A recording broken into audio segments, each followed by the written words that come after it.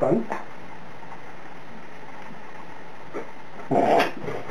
Guten Tag. Mein Name ist Ulf. Ich möchte euch jetzt mal einen Trick zeigen.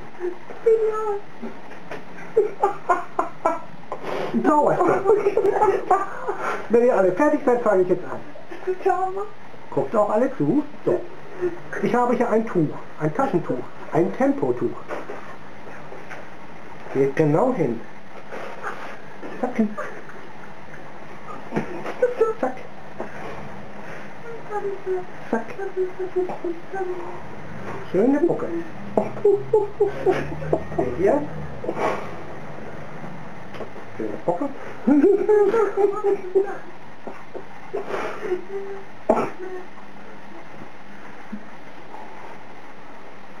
Oh, das ist das. So. Das nächste Mal zeige ich euch, wie man eine Blume zum Verwelken bringt.